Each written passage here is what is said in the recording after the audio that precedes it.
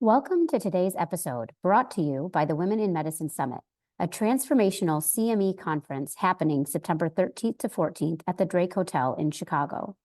Engage in leadership programming, learn negotiation skills, receive on-site coaching and mentoring, and see who will win this year's I Stand With Her awards. This year, we're excited to offer unique programming that includes a special session on how using improv comedy can bring fun back into medicine. We also have financial sessions tailored to help you navigate the complexities of personal and professional finances. Discover ways to advance into leadership roles, combat burnout, and either reignite your love for your current role or find joy in a new career path. Don't forget our Friday evening gala, a highlight this year you definitely won't want to miss. Register now at womeninmedicinesummit.org and be part of the movement that is shaping the future of healthcare. Join us to network, learn, and celebrate the power of women in medicine. Hi, I'm excited to bring you part 2 of my conversation with Dr. Jailyn Avila. If you missed part 1, please go back and listen to that. We'll continue discussing her experience transitioning to being a woman, and in this episode, we'll explore the intersectionality of being trans. She discusses the subtle and not so subtle episodes of bias from her perspective now, and how we can all be better allies to lift each other up. Welcome to the Revitalizing Doctor podcast. We interview trailblazers in medicine that embody the Revitalize Women vision to empower women to innovate and influence medicine, to value authenticity, respect, and work-life harmony. We recognize the challenges in medicine, and we're committed to providing coaching-informed strategies to help you go from surviving to thriving.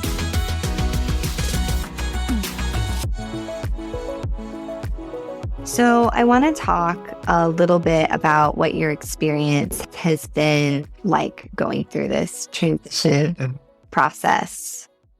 How's it been? It is the best thing that I've ever done in my life, except for, the best thing I've ever done for me personally, right? I mean, probably the best thing I ever did looking back was getting married to my wife. And then obviously I have 3 kids and I love them with all my heart. But personally, that was like the best thing that I've done for me. It was quite hard at first. I've felt this way since I was a child. I was never allowed to express myself because, and this is not anything against a specific demographic of people, not against any specific religion, against anything specifically. But I was raised in a quite masochistic, like alpha male household where my dad was essentially the ultimate authority and everything masculine was good and anything feminine was bad. So growing up with that, with the feelings that I had was difficult. And you can imagine you grow up with a lot of self-hate, right? Because you are trained that you are this awful, horrible thing, right? Which that's kind of like a big deal when you're like a kid. And then when I moved into, adulthood, it was tough because, I don't know, I had a very difficult time making friends, mostly because I couldn't connect with men. It was just so hard. I've had a couple of quite good male friends, but I honestly can't say that I've ever really felt very close to men. There's 2 men that I feel quite close to. One of them is my colleague at UK, and one of them is Mike Macias.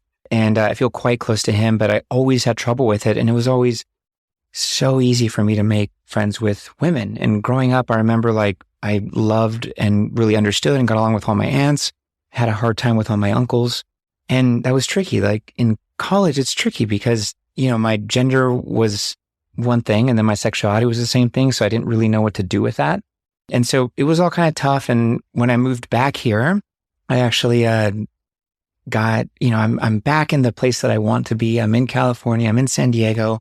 I should love it. And I realized that I was getting worse. I was becoming more and more angry. I was lashing out at my family, my kids, my wife, having trouble sleeping. I was feeling sad for no reason. I'd get mad for no reason. It was affecting my life. And I realized that, man, I have some issues. I should go to therapy.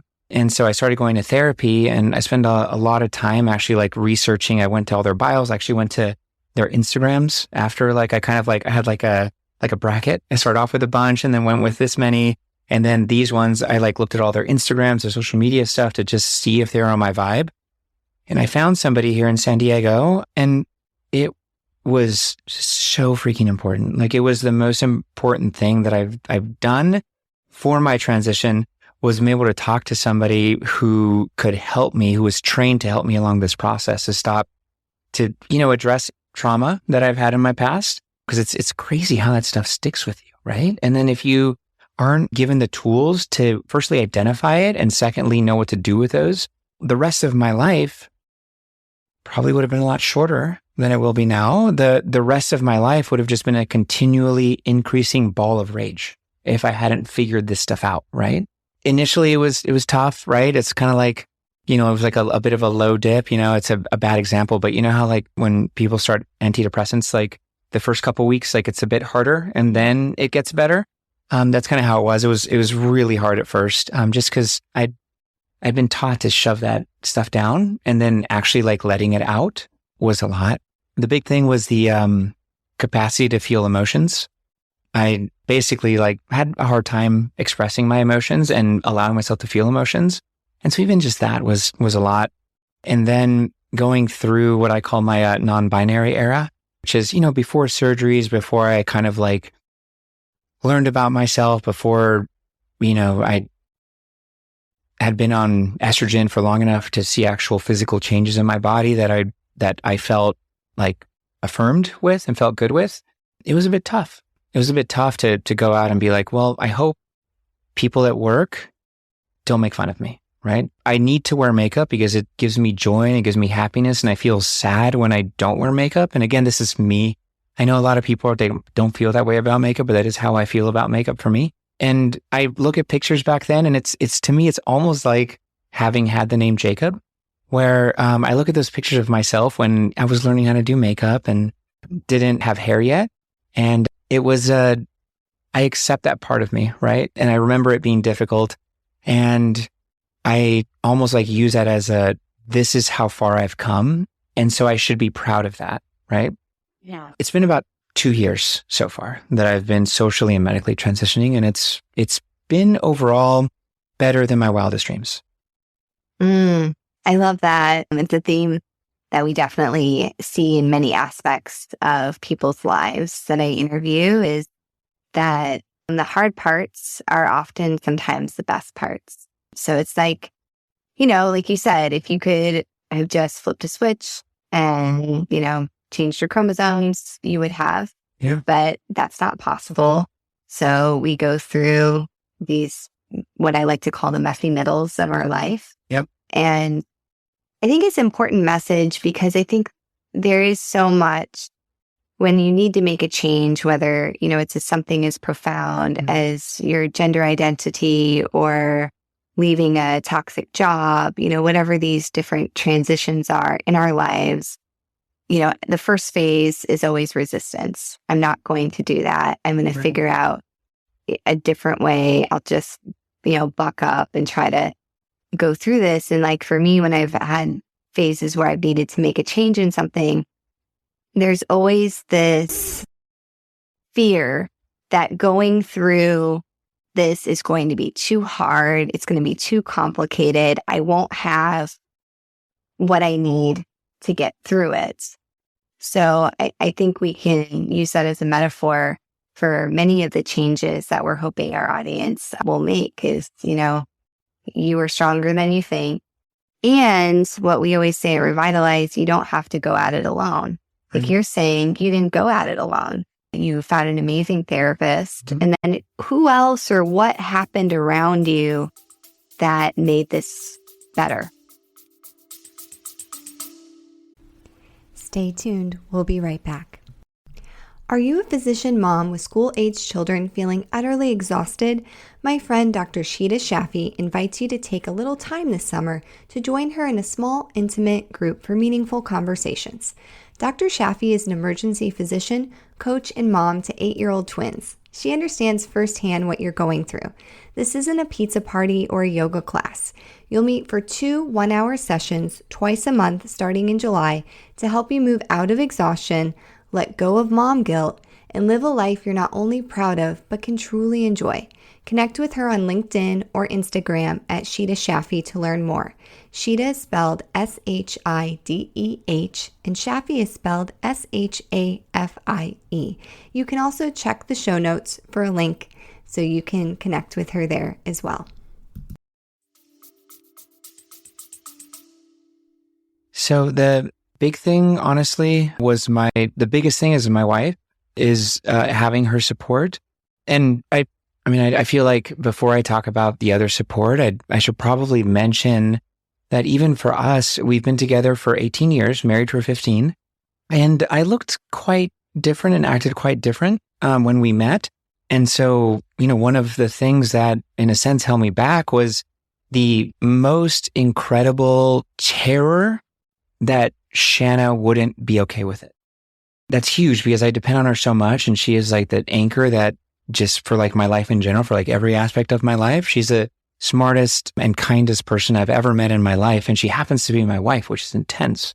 And there's been 3 times where it's been a little rough because, the first one is, I remember she was like, well, are you going to cheat on me with a man? Right? Yeah. Or just in general, right? But with, are you gay now? Right? Right. Which we already kind of talked about the difference, but my own wife didn't really know the difference until I had to, through words and through actions over quite a few months. She's like, okay, I believe you. I believe you that you still love me and that you're still sexually attracted to me. And I was like, yes, it's true. And it happened with words. And there's a couple other times where we've had to have discussions, but she is honestly like my biggest supporter. I remember the first time that I wore a skirt in public, my wife essentially made me do it. Like, I'm like, no, I'm nervous. Like, I'm not sure. And she like wouldn't let me leave the hotel room until I put the skirt on. And she does things like that, where she's like that supportive of me that she actually pushes me to do the things that she knows that I want to do. Friends are important as well. I lived here before and I moved back and I realized that most of my old friends are not in the same place mentally as I am and don't have the capacity or unwilling to, for whatever reason, to come with me on this journey. And you know what? That's okay. I almost feel like grateful to know that and to almost like, it's not like I hate anybody. I don't, but it's like, great. I'm not going to make an effort into this and I'm going to give myself the permission to not stress out about this, because if they are not going to bring value or joy to my life, like, then I don't want to put the effort into it.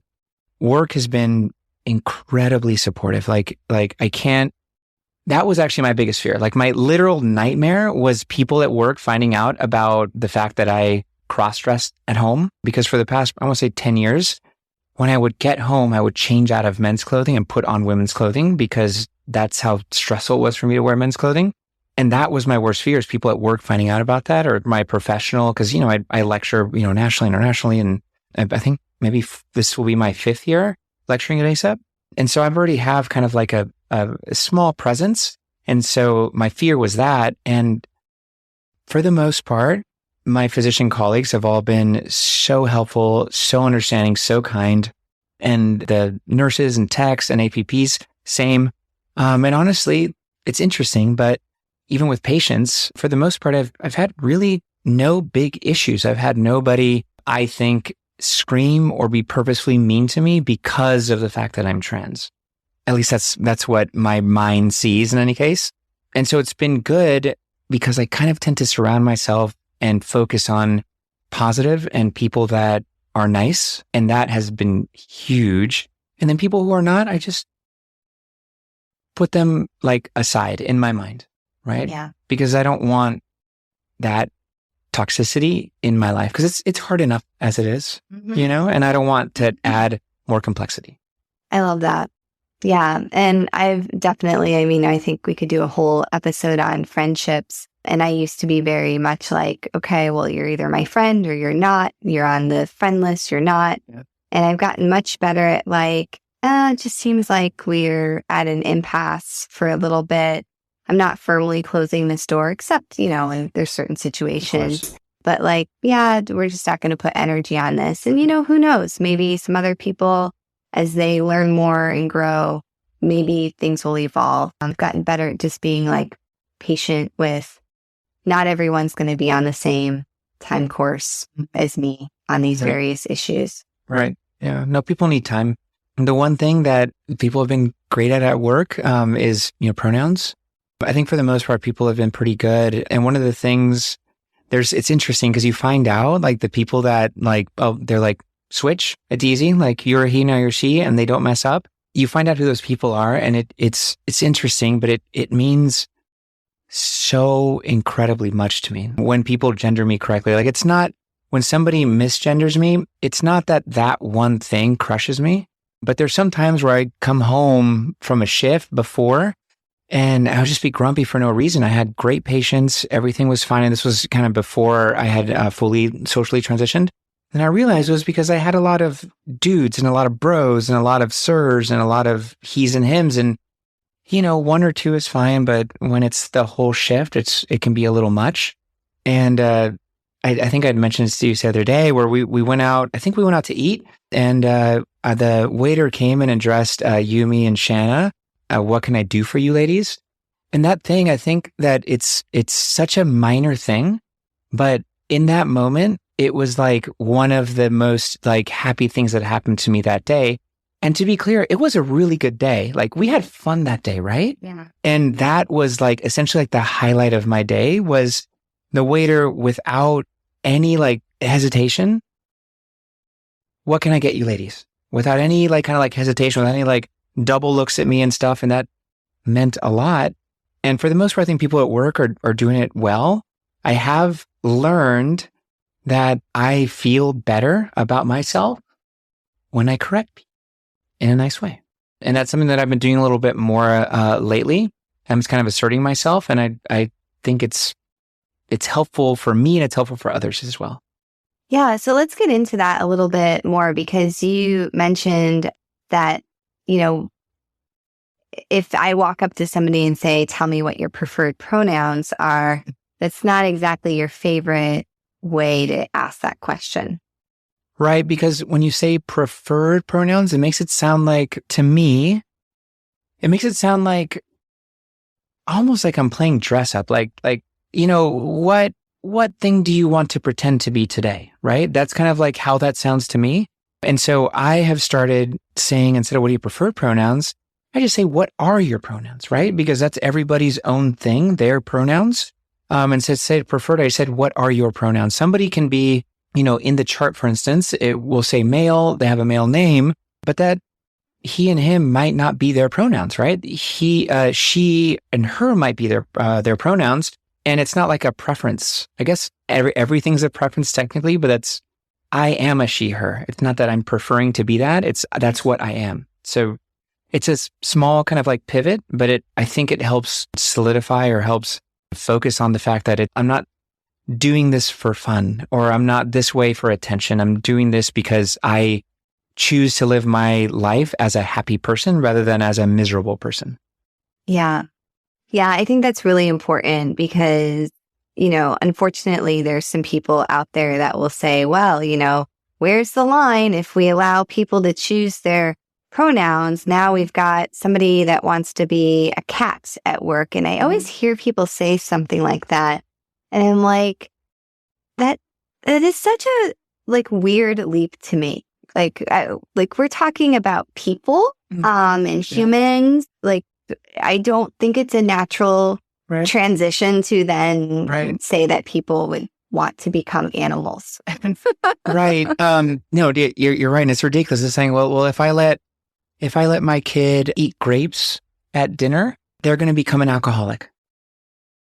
Because great alcohol wine comes from grapes, but because a kid eats a grape does not mean that they will become an alcoholic. It's just, it doesn't make sense to me at all. And also, if somebody wants me to call them a cat, I'm just going to call them a cat. It's the same thing. I call you Andrea because that is your name. I'm Jailyn. That's my name. Why are pronouns that much more complicated? To me, they're not.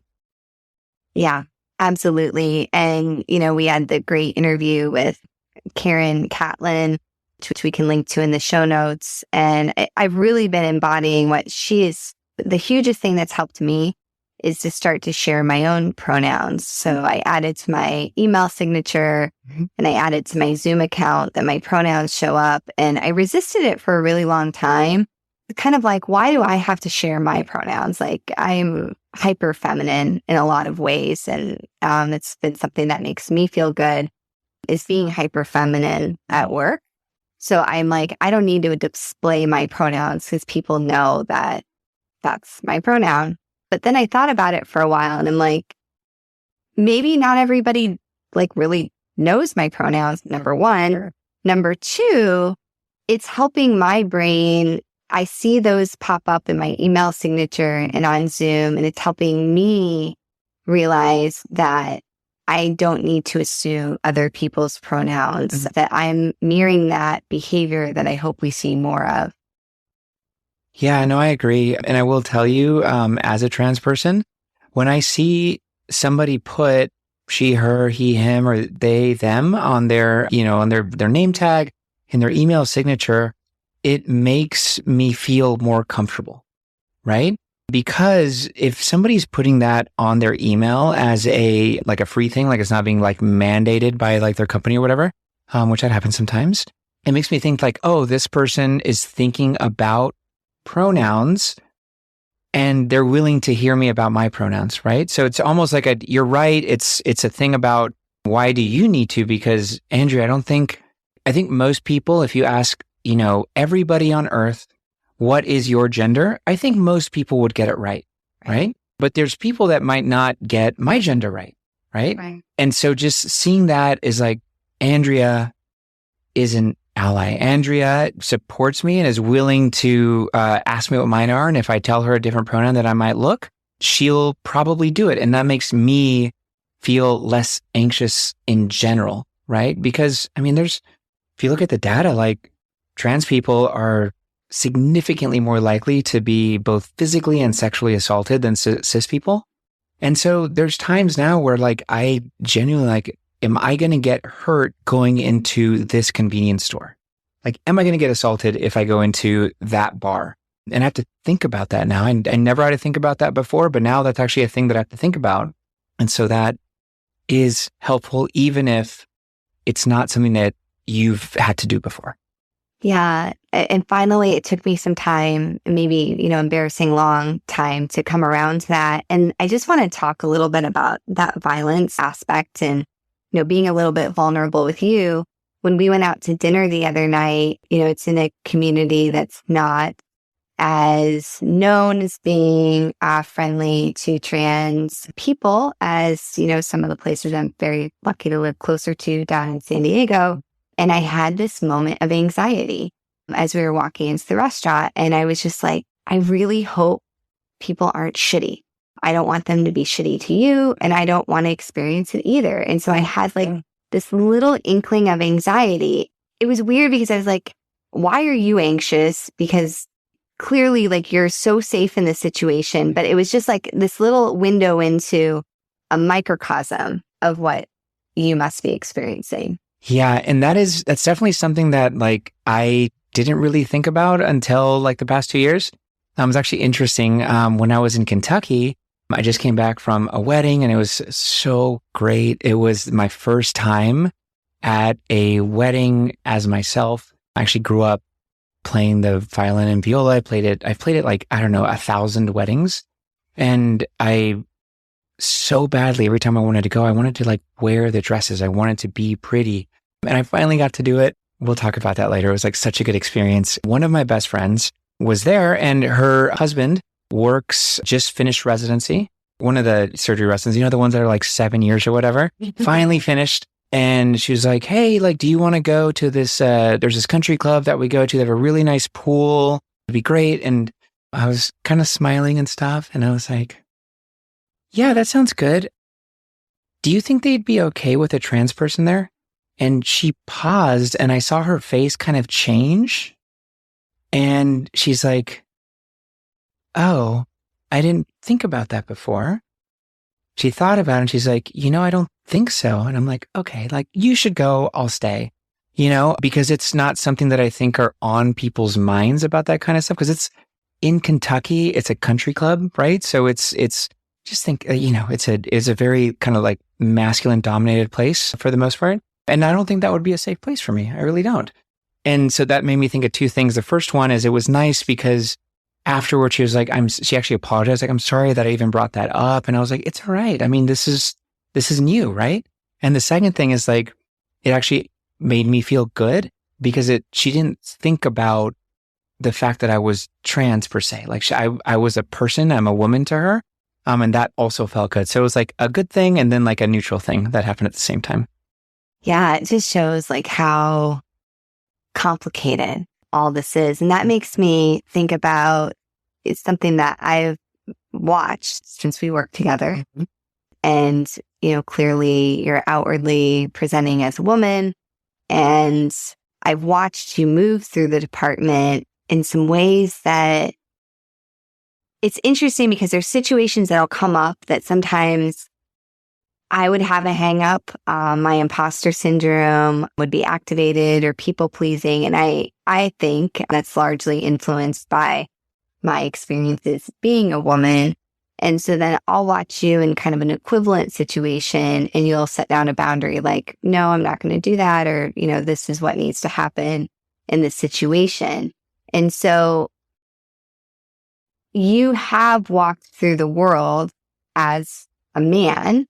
And now you're walking through the world as a woman. And I think what's interesting about that is you almost have like a control trial within yourself of what those two experiences were. Mm-hmm. So have you experienced any bias or, something that's you think you probably could have just done as a man in a situation that now that you're trying to do something as a woman, you're like, wait a minute, what's happening here? Yeah, no, it's kind of interesting. And this is something that like, I honestly, we've already talked about it and I'm comfortable sharing it. And I don't know like how I feel about it. And I don't know if it's like, okay to kind of like have these two conflicting thoughts together. I've realized over the past probably 6-ish months that suddenly like things are like a little bit harder for me to accomplish now. And I'm the same person. I have the same skill set. I would argue that my skill set just has gotten better in the past 6 months to a year because I'm working on my craft. I love teaching and I love lecturing. And I have noticed that it takes a lot. And I've noticed, and it's so weird because I hear it. I've always heard it. And I've tried to be aware. I've always tried to be like a strong female ally, even when I was presenting as a man. But I'm seeing now that things are much harder and people don't seem to hear what I'm saying as much, which is so weird because I'm saying the same words, the exact same words I said before. And I find that I have to like, I'll say something and then individuals will like a day later completely misinterpret or completely ignore what I said. And even in the same conversation, I will say something and I know that they didn't hear a word. I don't know if I can curse, but they didn't. You can curse. Okay. See, they didn't hear a fucking word I said. Like I have been speaking for the last 5 minutes and they listened to none of it. And it's interesting because it's only been in the past year or so. Never happened to me before. Right. And you, like you said, you've been attending another year. So you're smarter just as we're all growing. So professionally, everything's continued to go up. The only thing that's really changed is presenting outwardly as a woman. Mm-hmm. And so that sucks, right? Because like that is a complete, clear evidence that gender bias is still incredibly prevalent. Mm-hmm. But what I'd like to, like the silver lining of this shit sandwich is I think there's an opportunity. And this is why, I think it's really important for all of us, the intersectionality to embrace the experiences of our trans colleagues, to embrace the experiences of our Black and Latino and whatever facet of people's identity, to be more curious and to come together and collaborate, because we all just want a world where we can show up to work, what we always say here at Revitalize, and be our authentic self. Be our authentic self in which we're respected. Mm-hmm. And Like nobody, if they're really honest with themselves, nobody wants to experience bias. I mean, if we could just like make it go away tomorrow, we would. Yeah. We would. So I think the more we can share these experiences, and I think what I was trying to get to is that there's you experiencing it now on your side. I think you were an ally before, but I think your allyship, like, you're more effective now, if that makes sense, because you're actually living it. Right. I see it now. You see it. More. Yeah. Yeah. And I think there's part of you that still understands, like you actually experienced a world in which you didn't have to have that. So you know it doesn't have to be this way. You know that people could listen to a woman talking and not instantly forget what we're saying or talk over us. So you've experienced it. That reality exists. And so perhaps through all of us working together, we actually can get there. And, right now it's, they think it's going to take 150 years or 200 years for gender equity. And I refuse to believe that is how long it's going to take. And I refuse to accept that. And I think collectively that we can get there faster. Yeah, I agree. And it's about being out there. I mean, that's honestly is like one of the things that has, just being full transparency, has actually helped me transition, is the fact that I'm seeing a lot of people not be very nice to like my population, right? And it's making me want to be more vocal and to actually do more about it, because I'm seeing it with trans people. I'm also seeing it more with cis women, and I always try to see it, the inequities, and I always try to be supportive and to be an ally, which there's a subtle, I guess, difference between being an ally and being supportive. But I'm definitely more vocal about it, and I'm definitely a bit more pushy about it. It's actually kind of interesting. Like I think about this and I think like, could I consider it to be validating that people aren't listening to me? Like, I don't know. Like, does that mean I've successfully transitioned? Like, I don't know. And it's not a good concept. But, and the other thing too, is that I do acknowledge that I'm here, I'm here in Andrea's recording studio, probably a fair bit because of what I've done before. And honestly, the privilege I had as I'm Hispanic, but I'm quite light skinned. Was a cis white male, and I'm realizing now how much I did have a lot of privilege, and I don't regret that necessarily. I'm not mad about it because it is my reality, and I know that it was helpful. But it makes me kind of sad that I'm not confident if I had transitioned, let's say when I was a teenager, that I would be where I'm at now.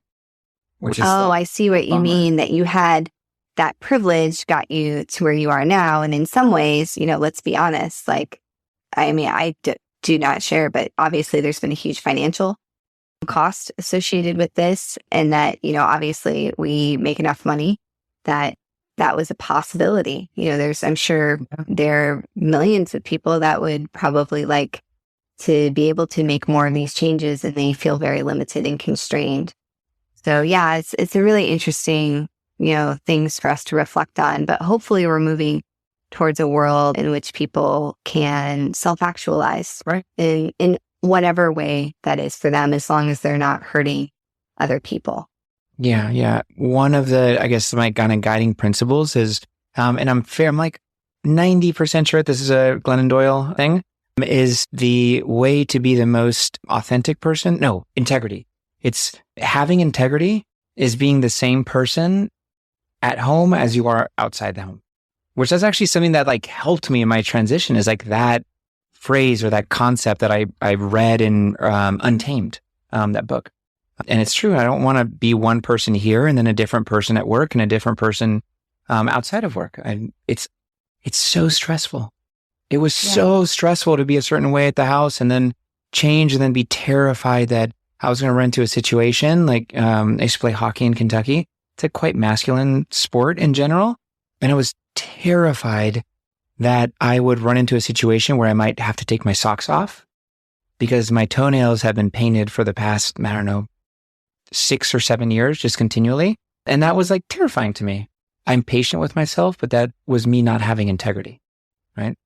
That's how I view it. Yeah, I mean, I think we're all doing the best that we can. And, that brings us back to like what we're doing here at Revitalize is, we want people to have work-life harmony. Work-life harmony means that, that you can, dress in the way that's appropriate for work that expresses your gender identity. It also means that you can have family leave and take time off, and that people aren't doing the motherhood penalty and guilting you about having time off to take care of your kids. It's about that work-life harmony that, yes, sometimes work needs more, sometimes home needs more, and that we can show up and communicate honestly about what that is. So, well, this has been a complete joy having you on the podcast, and I can't wait to have you back to scratch the surface. For our listeners, how can they connect with you? Well, I'm on Instagram. You can email me at ultrasoundpodcast@gmail.com. I do a lot of ultrasound education. That's kind of like my niche. And I am on Twitter, although I've been kind of backing off from Twitter just a bit. I'm also on Instagram. And then you can contact me through my website, coreultrasound.com. Awesome. Yes. So we'll have all of those links on our show notes. Well, thank you again. It's been an absolute joy. And I feel very privileged to have you on the podcast sharing this story. Thank you for having me on. And thank you for being such an amazing person to look up to, an amazing ally, and an amazing friend. Thanks for listening to The Revitalizing Doctor, a project of Revitalize Women Physician Circle. Our mission is to connect women physicians and allies through innovative, value-based coaching methods that align trust, support, accountability, and skill development to ignite the courage and clarity necessary to take bold actions, create change, and thrive. If you're interested in working with us, check out our website at peoplealwayshcc.com/revitalize or email us at revitalizemm.info@gmail.com. This podcast represents the views of our host and guest. It does not reflect the views of any institution we work for or with.